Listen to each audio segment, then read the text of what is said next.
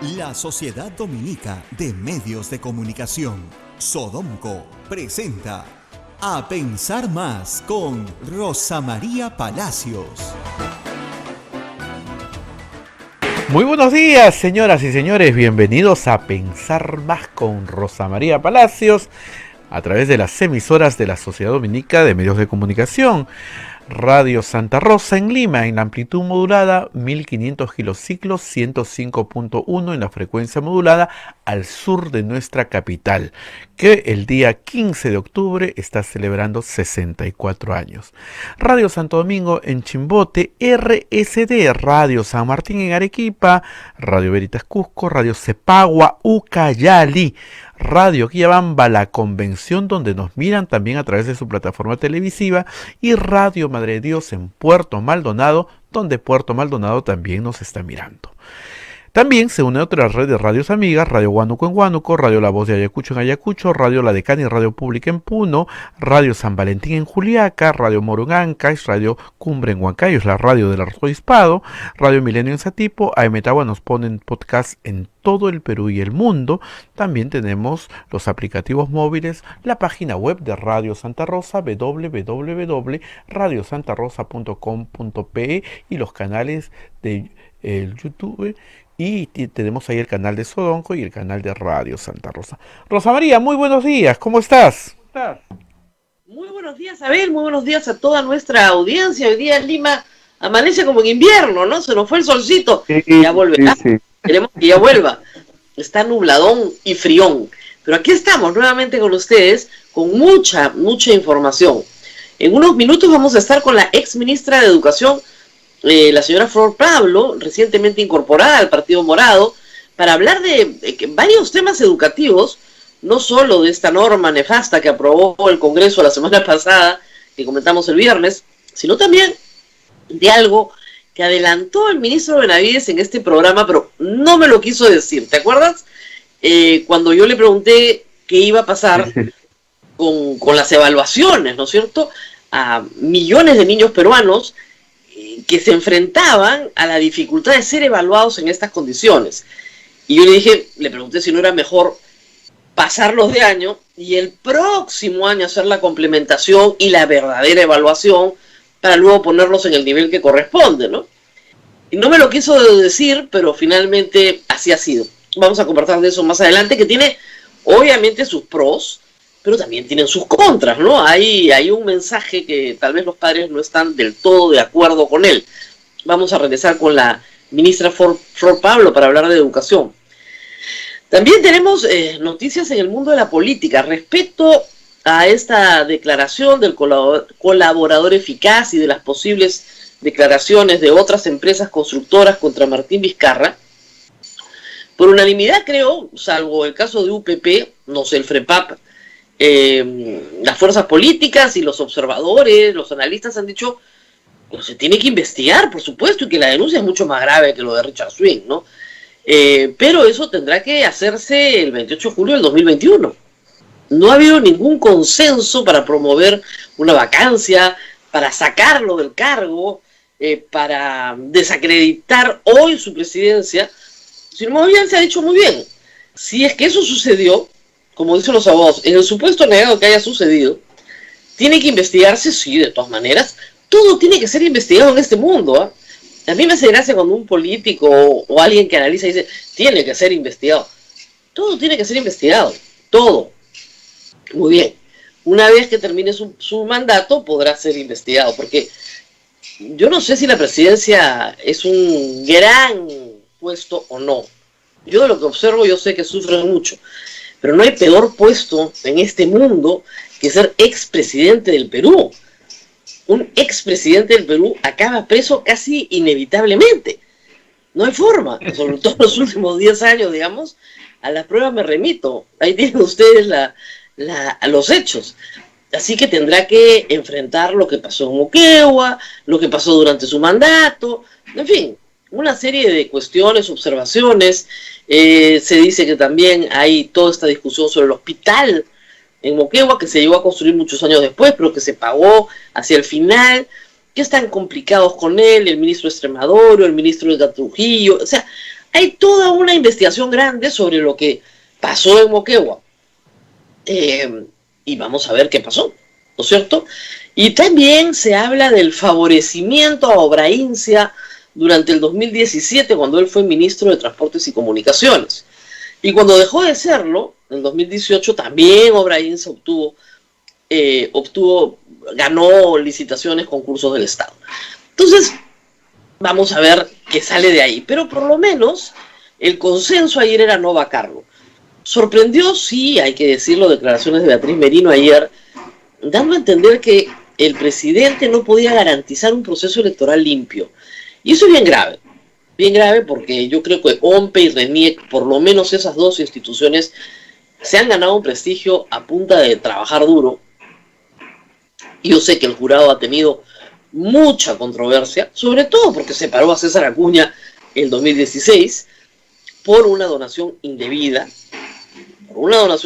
que fue hecha a vista y paciencia a todo el Perú, o sea, no fue un secreto. Y Beatriz Merino, que es la que hace las declaraciones, trabaja con la familia Acuña. Entonces no es una observación independiente, ¿no? Es una observación de parte. Y eso quiere decir que en la Alianza para el Progreso no están satisfechos con la conducta del presidente respecto al proceso electoral. ¿O no quiere decir eso? No lo sé.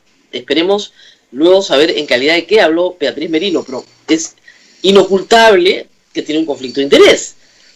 O sea, ella no puede decir que sale a hablar como una persona independiente cuando está recibiendo un sueldo por trabajar con la familia Acuña, un trabajo lícito, muy noble, pero, digamos, no hay una posición ahí independiente.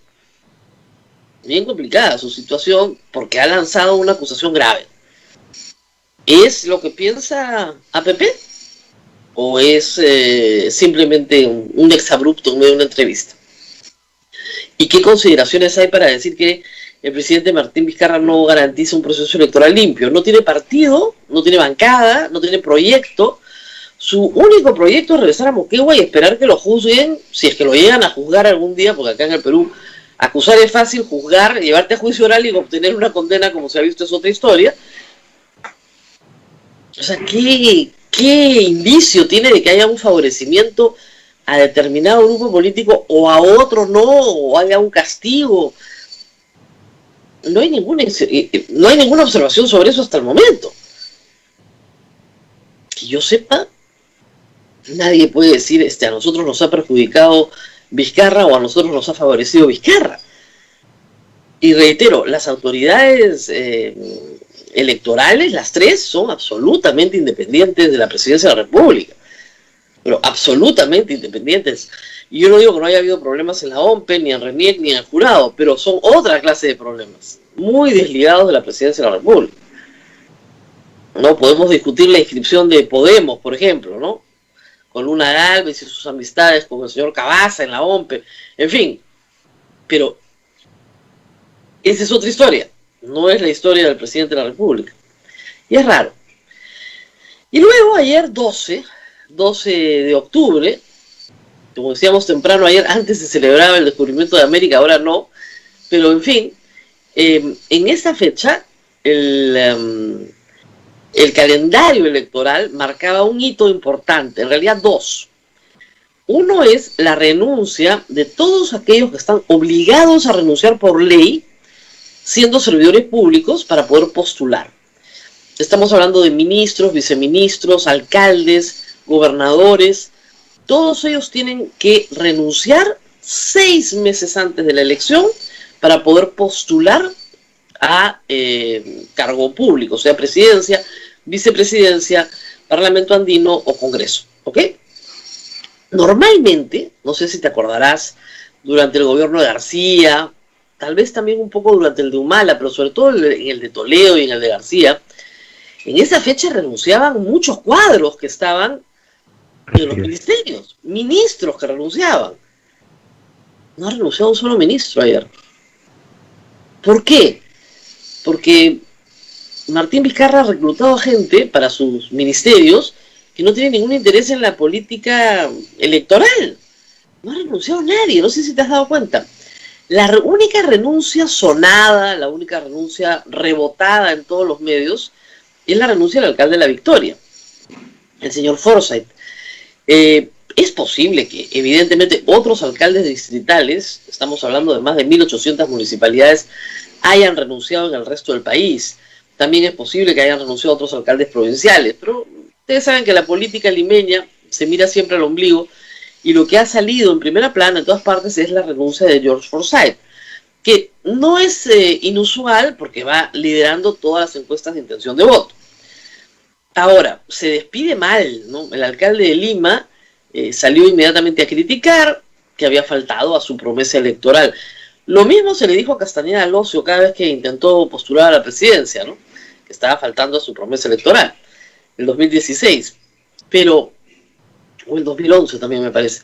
Pero lo importante acá es que el señor Forsyth por fin renuncia, o sea, vamos, ya era hora y por fin lo hace, y vamos a ver en qué consiste su programa, porque su despedida fue también mala desde el punto de vista mediático, porque ayer se hizo pública una obra reciente, una ciclovía en la calle La Mar, en La Victoria, de 4 cuadras, de ninguna parte a ninguna parte, pero que tenía árboles en el camino, ¿no? Entre otras particularidades, como estrecharse, en fin. Y el problema es que el señor Forsyth ha salido a hacer un video diciendo que esto es culpa de la burocracia de la Municipalidad de Lima, porque para retirar un árbol se demora mucho. Yo no sé si quiso justificar o no, pero es la peor de las justificaciones, porque imagínense ustedes que con ese criterio salga elegido presidente de la República. Entonces hace la obra aún cuando el expediente técnico no se lo permita, porque hay mucha burocracia, pues, y después ya quitarán el árbol. ¿Ah? Entonces el poste te queda en medio de la pista, pues.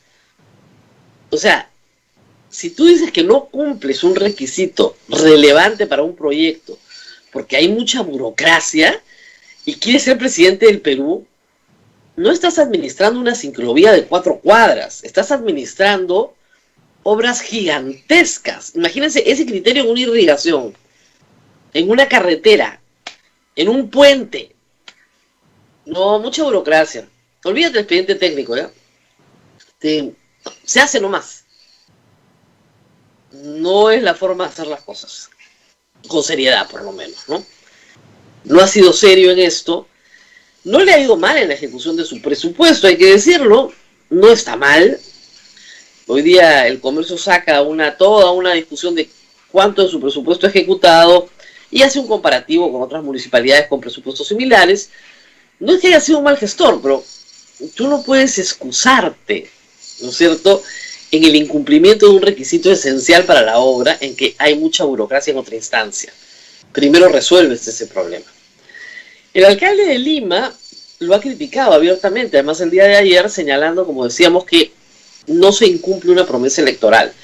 Cuando una persona postula un cargo de 4 años, no le dice a la gente a los 2 años, chao, me largo y te dejo al teniente alcalde, que en este caso es una persona que tiene varias denuncias penales, además. Inocente hasta que se le pruebe lo contrario, pero tal vez no era la persona más indicada o lo que los vecinos querían para la Municipalidad de La Victoria. Con lo cual, tenemos una municipalidad que va a entrar en crisis y un candidato que tiene que responder cuando ya no es alcalde de esa municipalidad. Es una situación complicada para Forsyth y que comienza a mostrar ciertas debilidades que yo creo que van a comenzar a reflejarse en unos meses en las encuestas. La otra noticia está en la alianza entre el Partido Popular Cristiano y Alianza para el Progreso. Alianza de la cual se habló varias semanas, pero no se concretaba. Se había escuchado decir que el PPC había pedido demasiado. Algo por el estilo. No sabemos qué es lo que han pedido ni lo que han acordado en concreto. O sea, quién va en la lista parlamentaria, en qué orden, cuántos cupos, quién va en la plancha presidencial. Lo que sabemos es que han acordado ir juntos. Y es importante esto, ¿por qué? Porque los partidos políticos en esta elección, los 24 inscritos, y si el Jurado Nacional de Elecciones le da bola al Frente Esperanza, digamos 25, tienen que llegar hasta el final. No se pueden retirar. Se pueden, o sea, digamos, todo es posible, Pero si no participan, pierden la inscripción.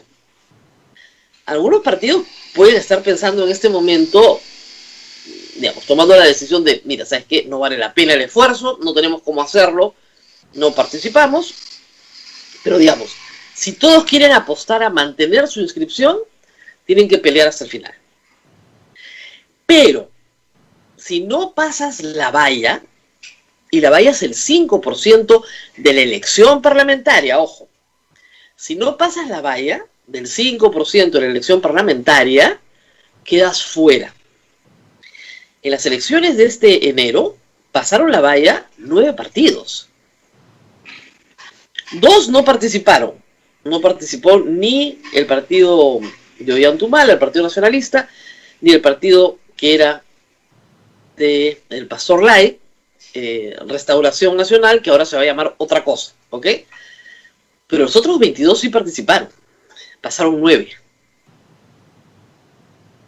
Digamos, saquen ya sus conclusiones, ¿no es cierto? De los 24 que tenemos, puede ser que queden 10. Otros 10 pierdan la inscripción para siempre. ¿Por qué? Porque reinscribirse no es tan complicado. Pero tienes que tener 24.000 militantes, de verdad. No simplemente firmas en un padrón, no. Personas que militan, que cotizan, que hacen vida partidaria, que hacen, que se organizan, ¿no? Que discuten, que debaten, que hacen planes, proyectos, actividades. Esa vida partidaria es la que demuestra que ese partido político no es un membrete, sino es un organismo vivo. Muchos no van a poder reclutar 24.000 militantes. Entonces, como les decía, pasan 10, 14 se quedan fuera y probablemente, no sé, unos 10 pierdan la inscripción para siempre. Porque volver, ¿no es cierto?, con una organización de 24.000 es muy difícil. Muy difícil. Yo no sé cómo lo ha hecho Fernando Olivera, pero sí sé que varios lo han intentado, ¿no es cierto? El señor Nieto, el señor Salaverry, Verónica Mendoza, que fue tercera en la elección pasada, no ha podido completar el proceso. Entonces, es difícil. Estas elecciones van a marcar un antes y un después en la limpiada del registro de organizaciones políticas. Tenemos registros del año 92 vigentes. O sea, de los 90 vigentes en partidos que no han ganado ninguna elección. ¿Ok? Pero que se asocian, ¿no? Entonces, la alianza del PPC es una movida estratégica, porque el Partido Popular Cristiano, hay que decirlo, viene de varias alianzas. Unidad Nacional fue una alianza que llevó a Luis Castañeda Locio a la Municipalidad de Lima. Y le permitió al PPC, si bien no controlar Lima, controlar muchísimos distritos de Lima. En el año 2010, Lourdes Flores postula a Lima también con, porque ya Castañeda Locio quería postular a la presidencia en 2011, postula a Lima con Unidad Nacional, que es una alianza. Era la alianza de Solidaridad Nacional, ¿ok?, PPC, lo que ahora se llama Todos por el Cambio, el partido que creó Drago Kisic, que va a postular, no se sabe si a Sillonis o a Cateriano, están peleando, las autoridades del propio partido están en una disputa tremenda en el Jurado Nacional de Elecciones. Entonces, esa alianza le permitió vivir, le dio oxígeno al PPC. Luego el PPC se presentó solo, pero finalmente el 2011 siguió, el 2011 se presenta solo, pero el 2016 comete el gravísimo error de aliarse con el APRA. Y fue un gravísimo error porque, si bien salvó la inscripción, porque el APRA gana las elecciones, con ellos ganan, pasan la valla, solamente el APRA logra poner congresistas, pone 5. El PPC no pone ni uno. Entonces lo único que hacen es salvar la inscripción. Este tema de las alianzas ha sido también interesante porque, por ejemplo, Toledo, en el año, me parece que 2011, logró meter gente, porque fueron en alianza, de Castañeda Locio, de Somos Perú, de varias agrupaciones políticas, pero de Toledo lo metieron creo que 1 o 2. No siempre es así. Y antes había un problema. Tú podías meter 8 partidos en una alianza y solo necesitabas 5% para pasar la valla electoral. Y todos se salvaban. Recuerden ustedes la alianza electoral que llevó a PPK a la campaña, quedó tercero en el año 2011. Ahí también el PPC va en alianza. No va solo. Su lista, no, perdón, tienen razón. Ahí no va solo en el 2011. Hasta su lista parlamentaria va en esa alianza. Y eran Alianza para el Progreso, Restauración del Pastor Lai, PPK, que era el candidato, y eran 4, me falta uno. Máximo San Román era el candidato a la vicepresidencia, pero eran PPC, APP, Restauración, van 3, falta uno. Ahorita me acuerdo, eran 4. Muy bien, entonces todos se salvan. Todos salvan su inscripción. Esa regla ya cambió. Por cada uno que se sume, la valla sube en 1%. Entonces, la valla para la alianza APP-PPC es de 6%. Y si se suma un partido más, o se hubiera sumado, era 7, 8 y así sucesivamente. Entonces, haces que, digamos, salvar la inscripción sea más difícil. Todas las reglas de esta campaña, de este proceso electoral, están diseñadas para que salvar la inscripción sea más difícil. Es decir, si no cuentas con un verdadero respaldo popular, no puedes llamarte partido político. Y tienes que dejar de vender el vientre de alquiler en cada elección. Eso es lo que se está buscando. Al PPC le fue muy mal en alianza, a APP le fue muy bien en alianza. Eso hay que decirlo, con Alianza por el Gran Cambio, ¿se acuerdan? Le fue bien. Recién era un partido joven, entonces le permitió colocar sus candidatos, le permitió marketear su nombre, moverse, ¿no es cierto?, sobre todo por el norte del Perú. Pero ahora las circunstancias han cambiado. APP logró un triunfo histórico en enero del 2020 porque colocó 22 congresistas, cosa que jamás había colocado. ¿Y qué pasó? Se ha unido en proyectos muy malos para el país, por los cuales tiene que responder. El PPC no ha participado en este congreso, no perdió la inscripción, postuló solo, pero no ha participado. Entonces no tiene la mochila en la espalda que sí tiene APP. El PPC tiene un problema, sí, claro que tiene un problema, el mismo problema que tiene Castañeda Locio, que tiene Ollantumala, que tiene Keiko Fujimori. Está involucrado en las denuncias por Lavallato, por recibir dinero de campaña de Odebrecht, exactamente igual que los otros. APP no tiene ese problema. APP tiene el problema de llevar gente que termina siempre condenada por la justicia. Ese es otro problema, ¿no? Donaire lo llevaron ellos, Vinicio Ríos lo llevaron ellos, Humberto Acuña lo llevaron ellos. Eso siempre les pasa, ¿ok? Pero no sé si la suma sume, ¿eh? Para ninguno de los dos. Porque para el PPC implica asumir la carga del desgaste de este Congreso.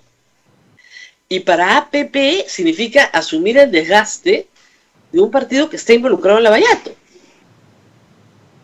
No sé si suma, la verdad. De repente resta para los dos. Porque, miren, el problema con Alianza para el Progreso es que se ha sumado a proyectos manifiestamente violatorios de la Constitución. El PPC siempre ha tenido la fama de ser el partido de los abogados, el partido de la legalidad. El PPC no va a votar por un proyecto donde los congresistas tengan iniciativa de gasto, porque sabe que está prohibido. El PPC no va a votar por un proyecto que anula contratos con concesionarios transnacionales, porque sabe que está prohibido. En cambio, APP ha hecho eso sistemáticamente.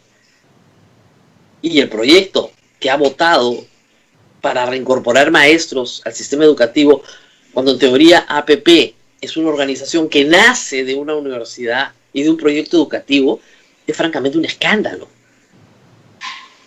Se presentan a esta elección con una moción de vacancia votada votada para ser admitida y debatida para vacar al presidente de la República. En una maniobra sediciosa.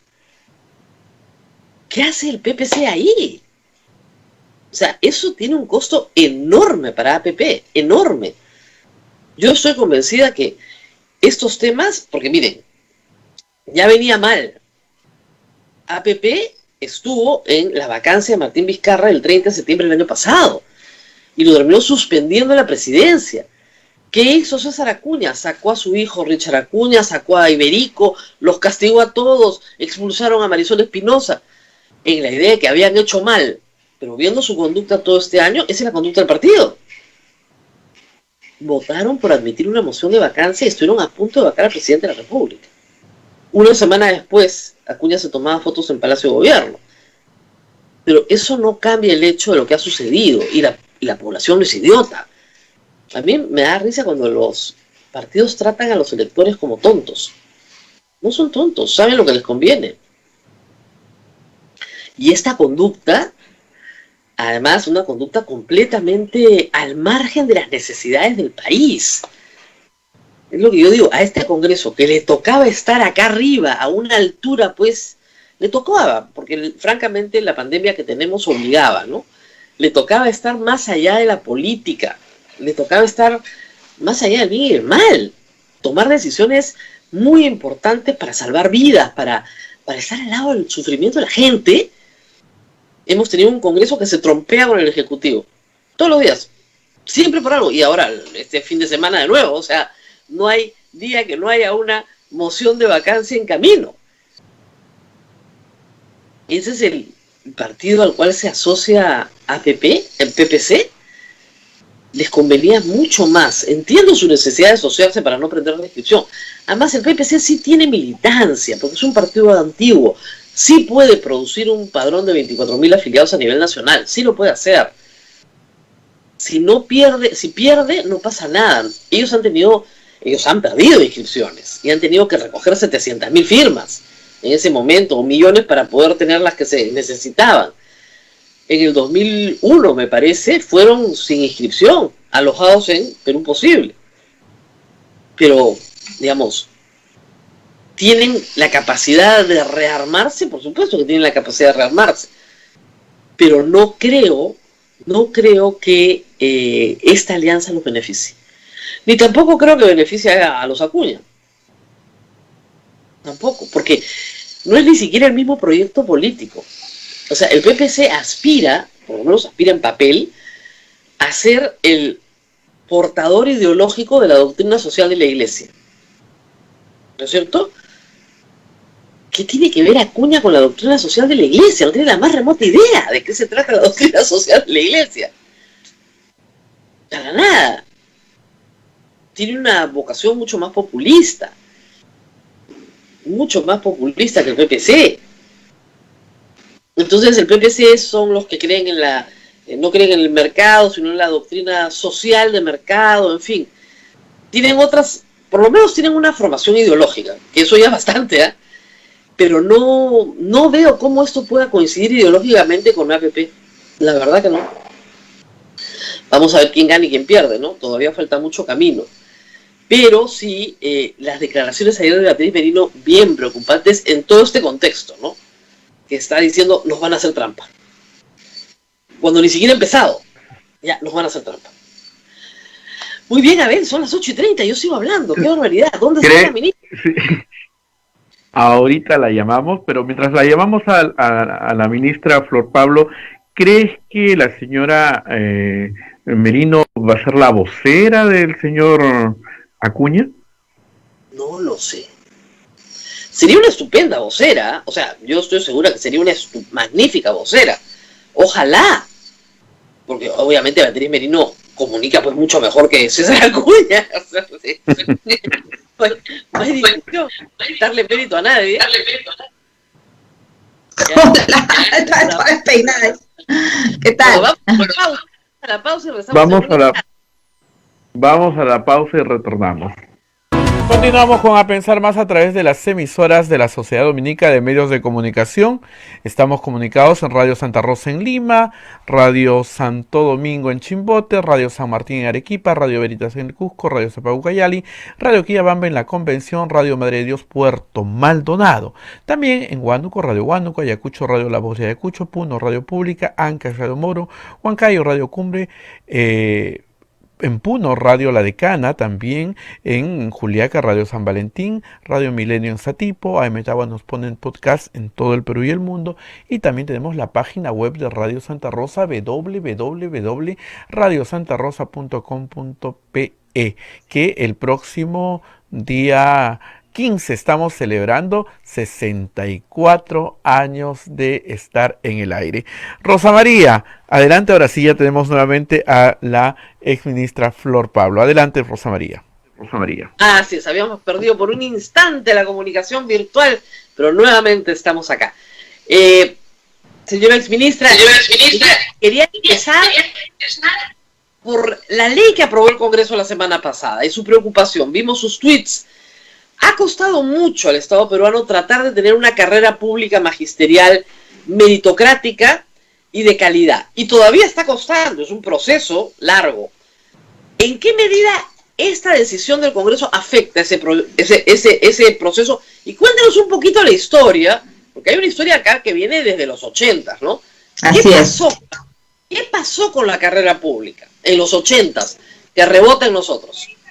Claro, en los 80 no había este principio meritocrático en la carrera, ¿no? Y lo que se hizo en realidad para poder llegar, porque nuestro país ha avanzado mucho en acceso a la educación, eso es importante decirlo, aunque no a la par en calidad, ¿no? Entonces, para llegar a las zonas rurales, en general a las zonas más alejadas de nuestro país, se recurrió a personas que no tenían el título, es decir, no eran todavía profesionales de la educación, y se les dio el carácter de docentes interinos, es decir, tenían un nombramiento temporal mientras sacaban su título. Se les dio esa oportunidad también en reconocimiento al esfuerzo que hacían de irse realmente a zonas muy alejadas del país. Lamentablemente pasaron los años y no se cumplían los plazos. Los plazos seguían, se les iba dando años, ahí hay una serie de resoluciones en los 90, en los 2000, y seguía avanzando el tiempo, y los maestros que tuvieron en ese tiempo efectivamente la oportunidad de, contra la presentación del título, pasar a un nombramiento definitivo, no lo hicieron. Llegó el año 2007, que es donde cambia, antes del 2012, el 2007, aparece la ley de carrera pública magisterial. Todavía existía la ley del profesorado, pero la ley de carrera pública plantea que para entrar al magisterio tiene que ser por concurso público. Entonces cambia las reglas de juego. Ahí hay dos carreras. Definitivamente la ley del profesorado con sus regulaciones y la otra. Entonces, en las escuelas era pues un tremendo, porque tenías profesores como de dos estatus. Entonces, en el 2012 se aprueba una ley de reforma magisterial que unifica el magisterio, que ese es un gran logro del Estado, de los maestros, también con unas huelgas larguísimas, con una serie de negociaciones, en fin, con todo el esfuerzo que significó para el Estado y para los maestros. Como digo, se plantea una carrera meritocrática donde se reconoce que el ingreso es por concurso, pero también el ascenso, se plantean escalas, se plantea una ruta, una trayectoria para los maestros. Ahora los maestros pueden ser directores de UGEL, se fortalece la carrera y se fortalece el desarrollo de los maestros. ¿Y por qué es importante, pues, los maestros? ¿Por qué hay que hacer carrera? ¿Por qué hay que entrar por concurso? ¿Por qué tiene que ser predecible? Porque en realidad, para avanzar en calidad, el factor número uno es el desempeño de nuestros maestros. Lo sabemos los padres, las madres de familia. Cuando nos toca un buen profesor o un profesor más o menos, decimos, mira, el profesor hace la diferencia. Y por eso es tan importante en un sistema educativo cuidar la reforma docente, ¿no? Y lamentablemente lo que pasó la semana pasada en medio del fútbol ha sido pues que nos han sacado la vuelta, ¿no? Porque, para decirlo de manera coloquial, porque han roto este principio de que para ingresar a la carrera tiene que ser de manera meritocrática. Ahora, estas personas, yo recuerdo en la gestión de la ministra Salas y en la gestión del ministro Saavedra, se les dio la oportunidad. Mucha gente cree que no se les dio la oportunidad. Tuvieron varias oportunidades, tanto para sacar su título, que en 15 años tienes tiempo para sacar un título, ¿no es cierto? Okay. Y también se les dio la oportunidad de pasar los exámenes. Un grupo no sacó el título y no se presentó, otro grupo con título no quiso dar el examen y otro grupo fue jalado en el examen. Son tres situaciones distintas. Sin embargo, estas personas no quieren una oportunidad, quieren que se les reincorpore de frente, sin examen. Así es. Hoy por hoy, en el magisterio hay 240.000 profesores, más o menos. Esos profesores que están hoy en el magisterio, ¿todos han pasado examen? ¿Todos están ya en la carrera? A ver, en el magisterio hay más o menos unos 350.000, ¿no? Profesores en general, entre nombrados y contratados. Ah, ok. Entonces, claro, más de 200.000 son los nombrados efectivamente que están en la carrera, pero hay unos 140.000, ojo, que son contratados, que están a la expectativa de los nombramientos. Los profesores, estos 14.000, que ya a estas alturas tienen sus títulos, nadie los ha inhabilitado, eso es bien importante decirlo. Ellos pueden postular, presentarse. ¿Qué creo, Rosa María? Que lo que hay que exigir ellos, y en general como Estado hay que responsabilizarnos, es la formación docente, porque lamentablemente tengo que decirlo con mucha pena, yo también he estado a cargo del ministerio, se lanzan los concursos y son muy pocos los que ingresan. En realidad aprueban el año 2019 que me tocó a mí, de los 200.000 profesores que se presentaron al concurso, solamente pasaron la prueba 15.000. Y de esos 15.000 en la siguiente etapa, que ya era la evaluación en aula, pasaron solamente 4.000 profesores. Ni siquiera para todas las vacantes que se ofrecen logramos pasar, pero no es una responsabilidad solamente de los profesores. Entonces aquí viene la responsabilidad conjunta como Estado, como sociedad, y es que tenemos que, la agenda realmente no es la reincorporación de estos 14.000, la agenda realmente es cómo hacemos para mejorar la formación en los pedagógicos, en las facultades de educación, nuestros maestros que están en servicio. Vamos a ir en un instante, para que quede claro, estos 14.000, algunos pueden estar como contratados. Están como contratados en este momento. Exactamente, sí. O sea, para que la gente crea, no es que no están sin trabajo del 2014, no, están como contratados. ¿Pueden postular a la carrera pública? Por supuesto que pueden postular el día que quieran. Y tal vez algunos hayan postulado y también los hayan jalado, de nuevo, ¿ok? O sea, no es que no haya acceso, hay acceso, como usted dice, plazas hay. El problema es que no pasan el examen. Eso no se le ha explicado a los señores congresistas. No se paró nadie y dijo, oigan, esta es la situación, ¿qué les pasa? Estas personas pueden postular. Además los llevaron a la galería, a un grupito, a pararse, a gritar. Entonces, decían, estamos apoyándolos a ellos, ¿no? Con cara. Entonces, un poco de presión, me dijo el congresista Olivares.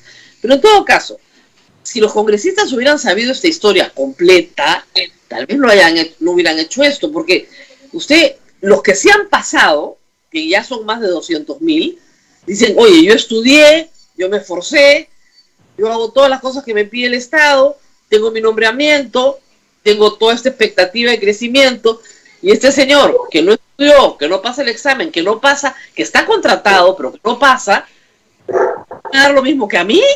Es absolutamente claro, es un súper mal mensaje para los maestros, ¿no? Para los maestros nombrados, por un lado, que han hecho su esfuerzo, pero también para los maestros contratados, los más de 140.000 que están en el contrato y que tienen la expectativa de acceder a un nombramiento por concurso y no pues a través de esta ley. Entonces mañana los contratados también se organizan, buscan algún congresista y sacan una ley. Entonces ya de qué principio de legalidad estamos hablando, de qué fortalecimiento de la carrera, en realidad es un debilitamiento tremendo, ¿no? Es un error, hay que decirlo, que el magisterio, o sea, que el servicio educativo del Perú tenga 140.000 contratados. Es un error. ¿Por qué? Porque, digamos, es casi un tercio, ¿no es cierto?, del magisterio que está en una situación, digamos, precaria, por ponerlo de alguna manera, precaria. O sea, son trabajadores precarios, no tienen los mismos derechos, etcétera. Por un lado. Pero por otro lado, desde el punto de vista del alumno, que está en el centro de la discusión, no es el mejor profesor que puede tener, es el profesor jalado. Es decir, el profesor jalado ya está en el aula. Y yo creo que los padres de familia tienen derecho a saberlo, ¿no? O sea, oiga, ¿usted es un profesor contratado o es un profesor nombrado? No, señora, yo soy contratado. ¿Usted se ha presentado a los exámenes? Sí, ¿y qué pasó? Me jalaron. Ah, muchas gracias, profesor. No, o sea, sí hay algo que decir ahí. Y eso es algo, yo entiendo, que desmoraliza a veces a los maestros. O sea, es evidente que tiene que haber un 10% de contratados siempre, porque hay suplencias, porque hay profesores que se enferman, profesoras que dan a luz. O sea, siempre vas a tener un grado de suplencia, pero no en este grado. ¿Por qué no se ha hecho más para reducir esa cantidad de contratados? Claro. Esa es la agenda, Rosa María, por ejemplo, ¿no? Que tenemos que tener un grueso de profesores nombrados y las razones son varias. No solamente es el tema de cuántos ingresan, sino también las limitaciones presupuestales, por ejemplo, porque supone otras, como tú bien dices, es otra modalidad, son otros beneficios y hay que apostar a una carrera justamente con todos esos beneficios donde la mayor cantidad de nuestros maestros, por lo menos el 90%, tienen que ser docentes nombrados. Entonces, ¿la agenda cuál es? Incrementar nombrados, por supuesto, que entren por la ruta meritocrática. ¿Y para eso qué tenemos que hacer? Y hay que mirarlo en educación, todo hay que verlo en un mediano plazo. Para comenzar, nuestros institutos tienen que estar formando en este momento maestros que no van a tener los mismos problemas de los maestros que tienen ahora. Entonces, la reforma en la formación inicial, por ejemplo, es una reforma que iniciamos, pero que necesita pues mucho impulso mayor, un impulso mayor. Pero también los que ya están ahorita en funciones también necesitan de programas de formación ad hoc, que lamentablemente como Estado ahí hemos fallado. Pero, ministra, hay varias cosas acá.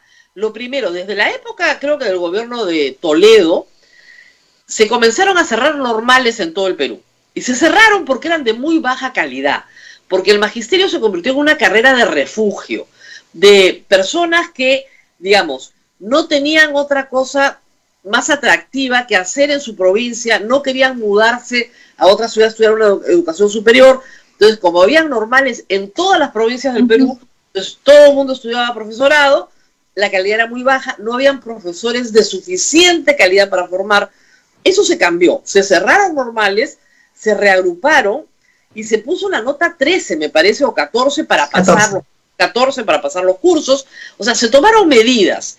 Y luego, desde el punto de vista de la capacitación, yo me he encontrado con profesores de la Universidad Católica haciendo maestrías en matemáticas. 200, 300 promociones grandes, no solo en la Universidad Católica, en muchas universidades del país, en programas muy activos, con mucho ejemplo, o sea, digamos, si cada año hay una promoción de 1000 profesores de matemática que vienen de todo el Perú a hacer su maestría en matemática, eso tiene que tener un efecto positivo, o no.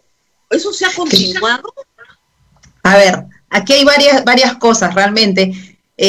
Una es que efectivamente el tema de los institutos pedagógicos y de las facultades es todo un tema que tenemos que abordar, ¿no? Porque, y no solamente en términos de los maestros, porque ahí la gran limitación también es que no tenemos una suficiente. Nos sobran maestros en algunas áreas, pero nos faltan, por ejemplo, maestros para las zonas bilingües, maestros para la educación bilingüe intercultural en nuestras zonas amazónicas, en nuestras zonas andinas. Ese, por ejemplo, es un factor importantísimo porque donde hay menor nombramiento de maestros, justamente es en las zonas rurales andinas y en las zonas rurales amazónicas. Entonces, ahí hay que ponerle un foco especial porque si no, no vamos a poder cerrar la brecha. Por otro lado, las capacitaciones, como tú bien dices, lamentablemente el tema de la continuidad, ¿no? Imagínate este gobierno, 6 ministros de educación, por más buena voluntad que tengamos, no hay forma de sostener y dar continuidad. Y yo creo que más bien, producto de que ha habido de alguna manera una línea en todos ellos de sostener reformas, es que no hemos retrocedido más de lo que se debió, lo que pudo haber sido, en todo caso, con 6 ministros en un periodo de gobierno. Creo que a duras penas y con mucho esfuerzo estamos sosteniendo. Pero el asunto es, cuando tú mencionas, por ejemplo, estos maestros, ¿no?, formados en diferentes universidades, no hemos aprovechado a los maestros, no hemos aprovechado a esos maestros que se han formado para generar, por ejemplo, un movimiento de maestros en las escuelas, en los distritos, aprovechando el capital humano de los docentes que ya están siendo capacitados, ¿no? Lamentablemente es la forma como hemos concebido la capacitación uno a uno, pero no de manera colaborativa. El trabajo del docente es eminentemente en red, es grupal. Uno en la escuela, salvo pues la escuela unidocente, donde tienen que haber otras estrategias, pero ahí, y hemos construido, Rosa María, lamentablemente, la carrera docente, que tiene problemas como muchas otras carreras y profesiones, pero le hemos construido sobre el responsabilizar de todos los problemas de la educación al maestro. Y hemos generado lamentablemente una relación de tensión y por otro lado, una imagen social también deteriorada, ¿no? De cualquiera puede ser profesor y yo creo que la pandemia, si hay algo que ha traído como mensaje, es que cualquiera no puede ser profesor. Si no, preguntémonos, yo también tengo hijos pequeños y soy profesora, es un saber, es una profesión, es un saber experto el ser docente, ¿no? Entonces creo que también esta imagen de los maestros tiene que mejorar, y como digo, la pandemia creo que ha puesto elementos bien importantes, este prestigio social de los maestros y el valor que tienen para la educación de nuestros niños, de nuestras niñas, de nuestros adolescentes, y no victimizar ni satanizar al maestro, sino más bien ver cómo construimos la imagen del docente desde las fortalezas. Yo ahí de verdad creo que falta una política muy fuerte de concentrarnos, así como en la ciencia y la tecnología decimos, pero ¿por qué no invertimos más? Hay que invertir más en innovación docente, con los innovadores y jalar el sistema desde las fortalezas y no seguir mirando todo lo que nos falta, porque efectivamente nos falta, ¿no? Entonces, estos grupos, te digo mi propia experiencia de directora regional, yo tenía en Lima profesores que habían salido al extranjero, hacer maestrías, muy capacitados, muy preparados, y venían, y por ahí, de casualidad, en realidad, incluso me enteré, imagínate la descoordinación que había, porque una profesora vino a decirme, mi compromiso era hacer réplicas, directora. Y yo le decía, pero ¿por qué esto no está estructurado? Y comenzamos a estructurar a nivel territorial, pero por eso te digo, el sistema tiene que pensarse desde los buenos maestros y comenzar desde los propios maestros a impulsar, pero no pues de manera voluntaria, sino dentro de un sistema, ¿no? Entonces creo que eso es muy, muy importante. Y también, por supuesto, el prestigio social no solamente pasa por la imagen del docente, el esfuerzo. Hay un tema real, Rosa María, nuestros jubilados, un maestro que ahorita está en una escala que le permite ganar 4.000 soles, o en la primera escala, que ahorita están en 2.400, pasa a la jubilación con 680 soles. O sea, esa es la realidad de los maestros. Entonces también hay un tema salarial que tenemos que ver también. Salvo lo de la 2530, que sí pasan completos. O sea, son muy poquitos. Ahora son poquitos, pero llegaron a ser muchos. Lo que pasa es que en el magisterio, los que entraron hasta 1980 tienen 2530. Eso fue un regalo de Mercedes Cabanilla, siempre hay que recordar, que perforó la 2530 para meter al magisterio. Claro, hoy en día ya son los menos porque los más son los de la 19990. Entonces, efectivamente, pero eso pasa en todas las carreras. O sea, lamentablemente las personas que aportan al Estado, a la ONP, se retiran con lo que han aportado. Los profesores que ganan 4.000 soles tienen todo el derecho de aportar a la AFP y retirarse con una mucho mejor pensión, porque la AFP también está autorizada para servidores públicos, pero no quiere. Pero ahí hay que ver todo el tema de una reforma más completa en términos de pensiones, ¿no? Que es lo que entiendo que en este momento estamos, pero hay que mirar, pero hay varios elementos. Lo que quiero decir es que también hay un elemento de valoración que no solamente es pues de capacitación, no solamente es reconocimiento, sino también es concreto, ¿no? O sea, cómo motivar a los jóvenes a estudiar una carrera cuyo punto de partida es 2.200. Todavía esa es una agenda que tenemos que trabajar efectivamente con los principios de meritocracia que hay que sostener, pero ahí hay, y por ejemplo, un tema de agenda con toda la pandemia es si los maestros pasan a ser maestros de tiempo completo. Porque ahorita nuestros maestros son maestros de una jornada, sea en la mañana o en la tarde, cosa que, por ejemplo, en los colegios privados, en algunos de buena calidad, no ocurre lo mismo, ¿no? Son maestros en realidad de 8 horas como cualquier otro trabajador. Ese, por ejemplo, es un tema de agenda porque también cambia el rol del maestro y como vaya a venir la pospandemia, en realidad se va a reconfigurar también la función del docente. Yo decía que es una carrera de refugio porque la docencia, sobre todo en el interior del país, está acompañada de otros empleos. Es una docencia pluriempleada. Yo he conocido muchos comunicadores que son maestros en la mañana, tienen su programa en la tarde, tienen un pequeño negocio familiar. Es decir, hay otros empleos, pero el empleo que da el Estado es el fijo. Entonces, con ese fijo ya puede generar estos otros ingresos. Y es una carrera femenina. ¿Por qué? Porque obviamente carrera que se precariza en el Perú, carrera que se llena de mujeres, porque las mujeres lamentablemente son menos valoradas en la sociedad.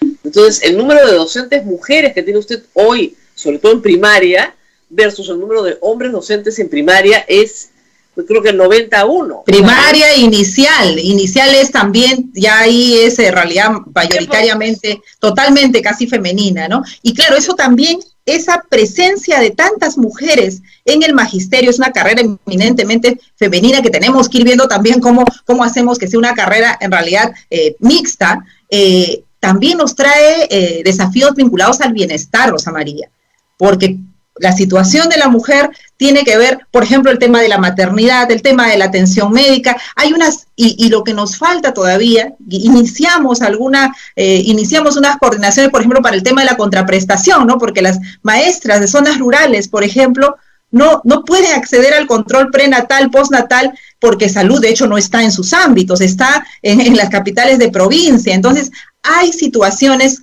hay margen de mejora. ¿Por qué menciono esto?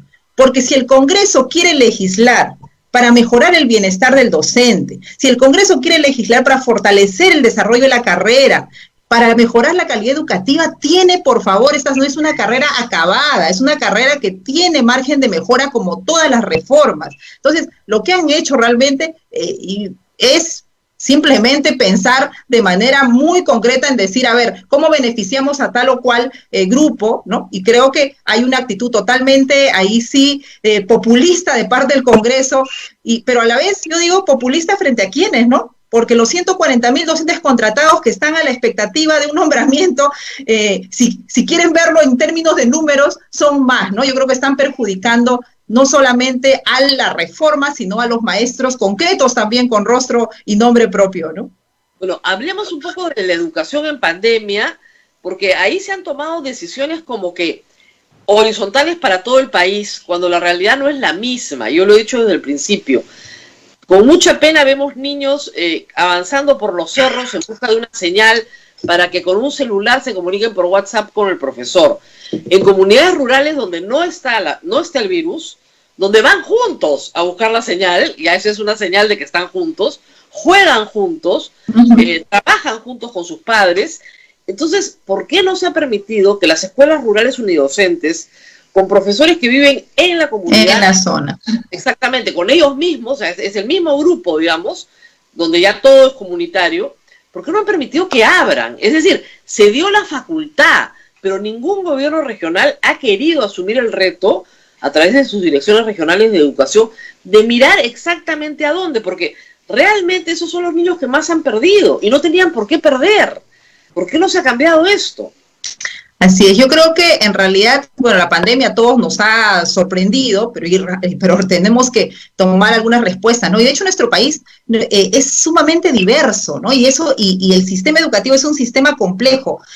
Menciono eso porque en esa complejidad y en esa diversidad es que hay que tener estrategias muy diferenciadas, ¿no? Lo que tú señalas, por ejemplo, comunidades andinas que prácticamente están ya por su propia dinámica en una situación de aislamiento, es una situación diferente, ¿no? Ahí más bien hay que preocuparnos por las condiciones igual, ¿no? De la escuela, garantizar condiciones de salubridad, seguridad igual, y los materiales y demás. Entonces creo que lo que nos ha faltado desde el inicio es tener estas respuestas muy focalizadas, de estrategias muy comunitarias. Creo que centramos mucho la expectativa del funcionamiento del sistema al tema de las tablets, ¿no? Yo creo que fue un error agarrarnos de la herramienta y no agarrarnos otra vez de nuestra fortaleza. Si estaba el maestro ahí, afortunadamente los cuadernos de trabajo casi en su totalidad de los colegios llegaron al colegio, tenías el cuaderno de trabajo. O sea, no tenían la tablet, pero había un cuaderno de trabajo con el cual podían comenzar. Y creo que aquí faltó mucho trabajo y todavía hay tiempo, y lo están en estos últimos meses. Creo que el Ministerio ha incrementado su trabajo a nivel comunitario con los alcaldes de pueblo, con los dirigentes. Es una respuesta muy comunitaria la que hay que tener ahora. Porque además hay que decirlo, en estas altoandinas el virus no ha entrado sino hasta julio. Es decir, marzo, abril, y mayo y junio se pudieron haber aprovechado. Parabas cuando el virus entraba, regresabas cuando ya toda la comunidad había pasado y volvías, pero no ha habido trabajo físico. Pero ha habido también el temor de las familias, ¿no? Yo creo que todos hemos estado aprendiendo, ya creo que ha pasado el tiempo suficiente como para tener los aprendizajes, y lo que viene ahora en realidad es recuperar ese tiempo, replantear las estrategias y no plantear nuevamente, pues ahora todos comienzan, ¿no? En tal fecha, ¿no? Le pongo otro ejemplo de hace un par de semanas. En Iquitos, con 70% de la población contagiada, ya no hay muertos por COVID hace semanas. Un colegio decide que los chicos de quinto de media, nada más, con las carpetas completamente separadas, en un ambiente al aire, o sea, techado, pero en un pasillo, ¿no? Reciban una complementación para poder terminar su año. Llega la policía y les cierra el colegio. O sea, eso es un disparate. Esos chicos pueden perfectamente educarse sin contagiar a nadie porque toda su comunidad ya se contagió. Entonces, ¿por qué no se permite esto? Yo la verdad es que no entiendo. No, ahí creo que en realidad la disposición del ministerio da, porque ya sacaron las normas hace rato de un retorno progresivo. El tema creo que está fallando es entre nuevamente, ¿no? Y no solamente es en educación, en general en nuestro estado, la comunicación entre los sectores, ¿no? Yo creo que ahí la autoridad regional, ¿no? Porque la educación es descentralizada, o sea, aquí necesitamos que la autoridad regional asuma también un protagonismo junto con las autoridades locales y comencemos a iniciar de manera progresiva. Para comenzar, viendo los temas, la autoridad sanitaria tiene aquí el liderazgo de decirnos dónde ya podemos ir comenzando y el riesgo de contagio es menor, y como tú bien dices, hay zonas donde claramente ya las muertes por COVID han disminuido o ya no lo estamos viendo en semanas. Entonces, hay que hacer las coordinaciones y comenzar progresivamente, además, con las comunidades, con los padres y madres de familia de los colegios que sientan la seguridad en esta medida, porque lo que no podemos hacer también es iniciar clases en contra, ¿no?, de las familias, porque los que tienen la responsabilidad de sus hijos son las familias. Entonces, creo que paso número 1, lo que la autoridad sanitaria diga, articular intersectorialmente, porque necesitamos también definitivamente a la policía, al ejército, a salud, a alimentación con el MIDIS y al sector, por supuesto, trabajando articuladamente y comenzar en los colegios donde haya mayor confianza, donde las familias tengan esta predisposición e ir ganando en confianza, ¿no? Eso en las zonas más urbanas. Y alguna familia pueda decidir no enviar a su hijo al colegio porque tienen un familiar en casa vulnerable, en fin, hay muchas razones por las cuales las familias puedan decir, nosotros preferimos seguir en virtual, y se puede hacer las dos cosas a la vez. Sí, claro, va a haber un sistema mixto, ¿no? Exactamente, pero en otros países ya se está regresando a clases sin mayores problemas, y los niños aprenden mucho más rápido que los grandes a portarse en pandemia. Se ponen su mascarilla, tal vez los más chiquitos no, pero sí tienen distancia social. Claro, esto es terrible, pero tienen que desprogramar todo lo que les han enseñado. Les han enseñado a compartir, ya no pueden compartir juguetes, no pueden compartir útiles, no pueden compartir nada, no pueden chupar un lápiz y dárselo al amigo.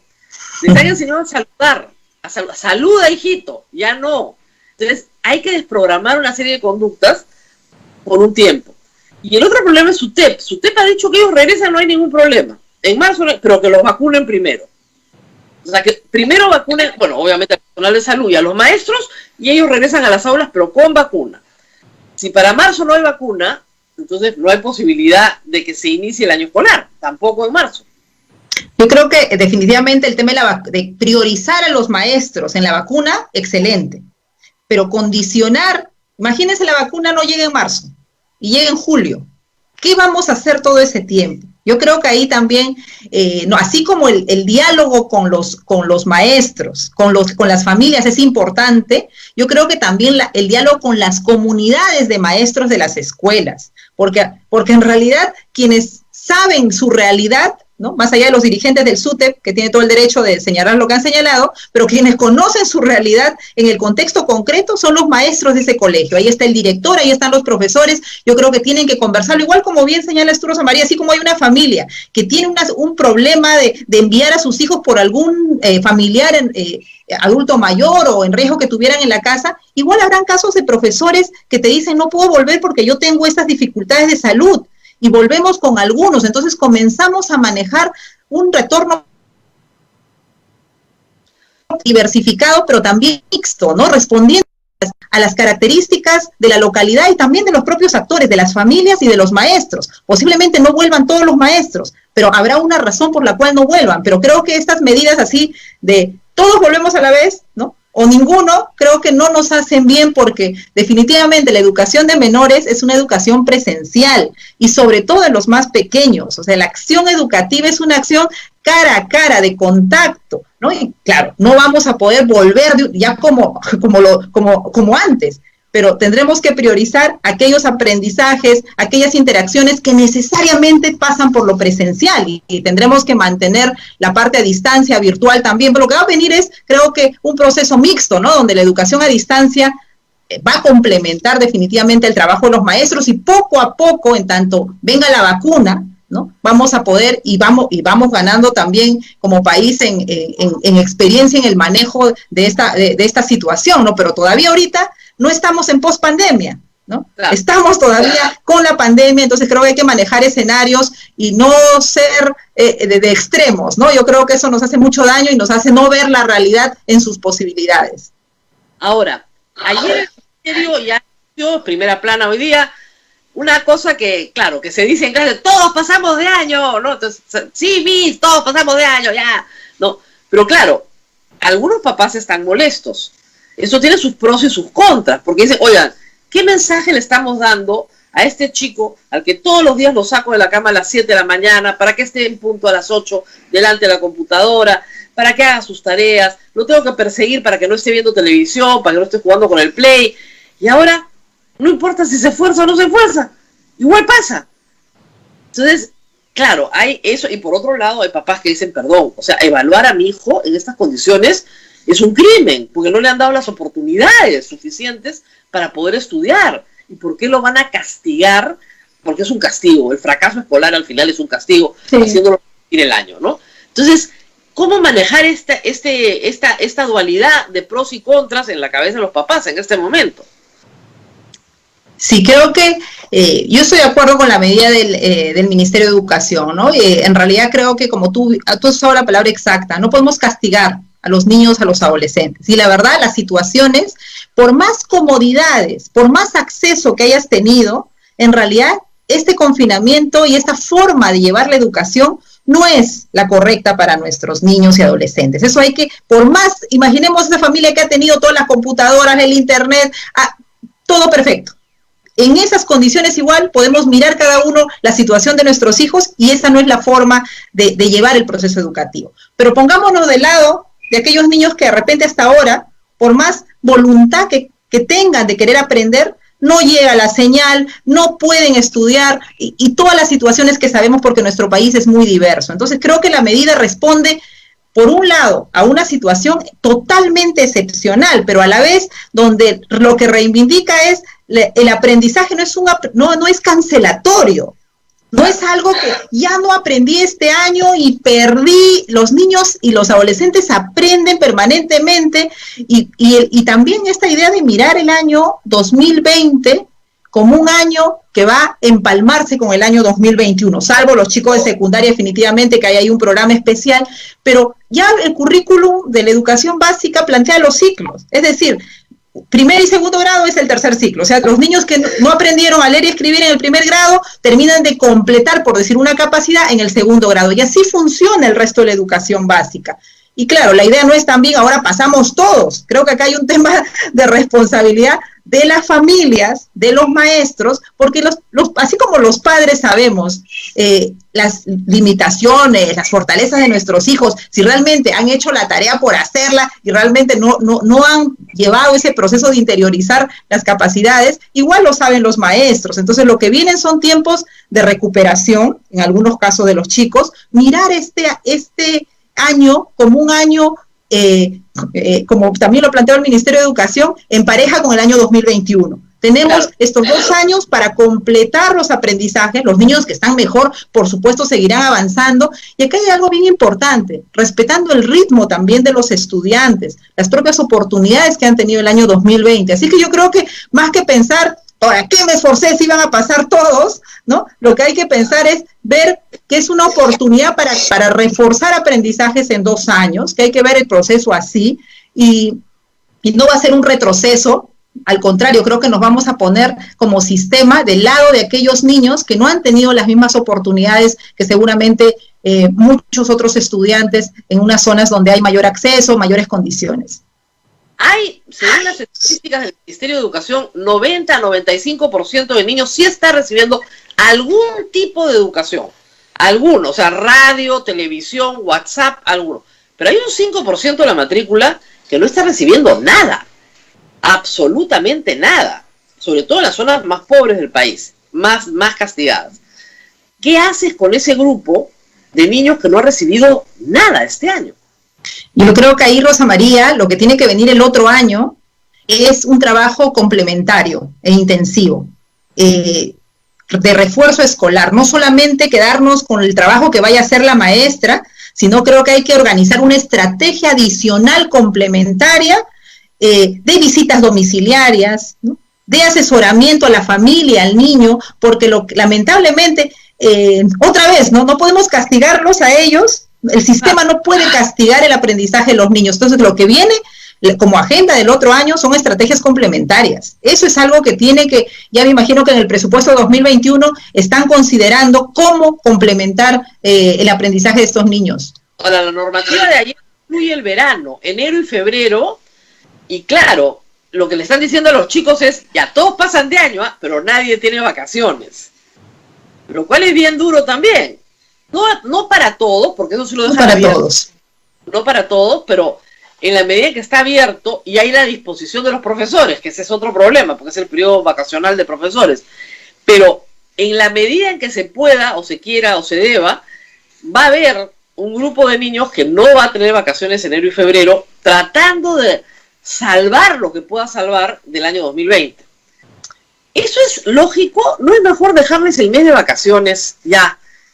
Porque la vacación, o sea, el juego y el ocio, yo soy madre de 5, ¿ya? El juego y el ocio es muy importante. Es muy importante. Los niños no pueden llenarse de responsabilidades porque no juegan. Y si no juegan y no hay ocio, no crecen y no aprenden. ¿No sería mejor dejarles sus vacaciones? Bueno, ahí esa es una decisión que tomó el ministerio definitivamente. Yo entiendo que es para los niños que no han tenido todo este tiempo posibilidades de estudiar, ¿no? Pero hay que cuidar igual el espacio en esos meses, hay que cuidar no pueden empalmar, pues después de enero y febrero empalmar en marzo otra vez, porque en realidad habría una saturación que en lugar de generar una predisposición al aprendizaje, lo que va a venir es una saturación. Eso creo que tienen que cuidarlo en términos de cuántas semanas y ver cómo lo manejamos. Pero no podemos pensar que si hay niños que no han accedido al servicio educativo prácticamente todo el año, lo vayan a recuperar en 2 meses. Por eso lo que estoy planteando es que ya los 2 meses pueden ser para nuevamente hacer como la inmersión, ¿no? Pero tenemos que sostener una estrategia complementaria el resto del año. No podemos hacer de cuenta que el 2021 va a ser un año donde ya se nivelaron en 2 meses y seguimos haciendo de cuenta como que aquí no hubo pandemia, ¿no? Yo creo que el año 2021, que también veo que en esa intención está el Ministerio de Educación planteando un 2 por 1 en algunos casos, se mantenga en esa mirada, ¿no? Pero no solamente con el trabajo de los profesores, sino con trabajos también de educadores complementarios. En algún momento hubo eso en los años 2016, profesores que contra horario trabajaban con sus niños y se les reconocía definitivamente ese trabajo contrahorario para poder atender a los casos particulares y poder comenzar a jalar a nuestros niños. Ahora, no podemos negar que hay un daño a la educación. Mire, yo soy hija de las huelgas nacionales del 76, 75, donde no fuimos al colegio, usted sabe, 3, 4 meses, y hubo un daño. Pues. O sea, los que vivimos esa infancia sabemos que, o adolescencia en mi caso, sabemos que hubo un daño. Cuando queríamos entrar a la universidad, pues los agujeros eran enormes de todo lo que no se había aprendido. Entonces, sí hay, o sea, no hay que negar que hay un daño. Y de repente este daño se va a recuperar en el 2022, 2023. Así es. Pero siempre teniendo en cuenta que hay algo por avanzar, sobre todo en primaria, que no se avanzó cuando se debió. Y los niños tienen ventanas para aprender ciertas cosas. Así es.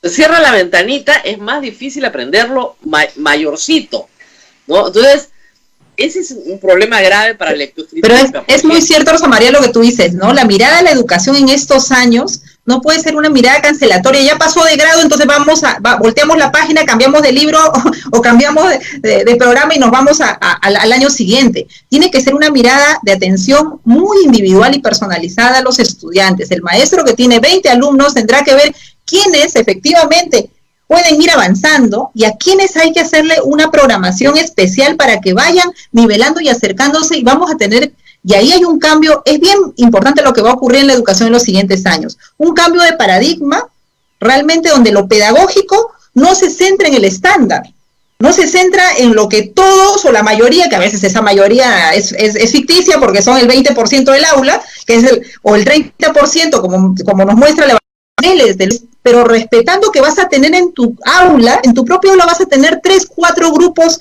de estudiantes con niveles diferentes, pero donde la finalidad es ir jalándolos a todos y no hacernos de que efectivamente vamos avanzando con los que ya aprendieron y el resto verá cómo hace.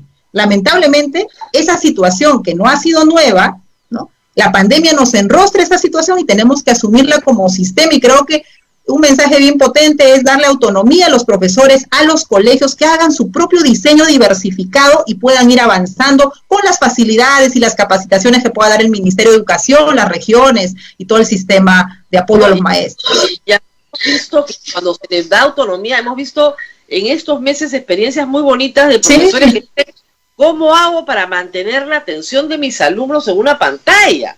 Entonces se disfrazan, cantan, tocan guitarra, hacen cosas que no hubieran hecho en el aula, pero que necesitan, y uno de los asuntos más duros, digo, porque soy profesora universitaria, es mantener la atención del grupo. Es difícil, si en el aula es difícil, imagínense en esta pantalla, es dificilísimo. Entonces, enseñar virtualmente es muy complicado para los propios profesores, es durísimo. Y planificar actividades sincrónicas, asincrónicas, es dificilísimo también. O sea, es una planificación diferente, completamente distinta. Así es. Y la evaluación es completamente distinta. Entonces, yo la verdad que me estoy rompiendo la cabeza todo el año. Creo que voy a salir de esa experiencia. Los jóvenes apagan su pantalla, entonces no los puedes ver, no puedes leer las caras. El maestro lee la cara de su alumno para más o menos ver si está entendiendo, si está sorprendido, si está disgustado, algo, no tiene ninguna emoción. Muy complicado, un reto gigante. Sí, pero creo que como tú bien señalas de tu propia experiencia, lo que hemos presenciado en esta pandemia también es esa vocación de aprender de los maestros. Quien no sabía, ha preguntado, ha aprendido, ha visto la manera, hay recursos, miles, experiencias lindísimas, y eso es algo que no podemos perder. Realmente yo creo que esa energía que ha salido de los maestros como innovación, como voluntad de cambio, creo que hay que sostenerla, y las políticas tienen que acogerse de ello, más que de los profesores que quieren volver por la puerta falsa, de los maestros que de repente creo que en esta pandemia hemos visto que son los menos, ¿no? Entonces creo que hay que agarrarnos de esos profesores innovadores, esos profesores que quieren transformar, cambiar, que se ponen al servicio de sus niños para seguir avanzando. Bueno, nos tenemos que ir despidiendo. Planes políticos, usted postula al Congreso por el Partido Morado. Bueno, lo primero que es una decisión así, de verdad, producto también de la impotencia, Rosa María. Realmente creo que le tengo que agradecer al Congreso términos el Congreso ya dejó de ser esa institución que nos representa, y con lo que vemos ahora, ¿no? La gran mayoría tenemos, y por eso también mi decisión por el Partido Morado, ¿no? Que es, creo que el partido joven, un partido de centro, un partido que quiere hacer las cosas bien, que quiere sostener su trabajo sobre gente que conoce el sector público, como es mi caso. Y bueno, yo recibí la invitación, siempre he estado más o menos cerca con algunos amigos, gente amiga que está en el partido. Bueno, tomé la decisión de entrar. Y bueno, vienen las elecciones primarias. De hecho, la expectativa es poder presentarme al Congreso y poder trabajar las reformas que necesitamos fortalecer, continuar con la reforma universitaria, que siempre está también pues al vaivén de los intereses de grupos educativos, económicos en el Congreso. Ahora la reforma docente, y así una reforma que nos falta es la reforma de la escuela, ¿no? Esa es una reforma muy importante que todavía no le hemos trabajado, y seguir fortaleciendo la reforma para los maestros, para mayor bienestar, para que sea una carrera con prestigio, y donde esto que hemos visto de las lindas experiencias de los maestros sean lo que marque el espíritu de la reforma, los maestros innovadores que buscan su desarrollo profesional, y no pues lo que lamentablemente por años se ha de alguna manera satanizado al maestro y se le ha puesto como responsable de todos los problemas, ¿no? Y lo otro, seguir trabajando por mejorar las condiciones de la educación, porque la educación no es solo los profesores. La educación pasa por salud, pasa por alimentación, pasa por bienestar. El tema de la salud mental va a venir muy fuerte. Ya tenemos problemas serios, pero con toda la pandemia, la verdad, se nos va a agudizar. Así que yo, contenta de haberme integrado a las filas del Partido Morado y haciendo trabajo interno ahorita. La culpa de su postulación es de Tamara Arimborgo, yo creo, ¿ah?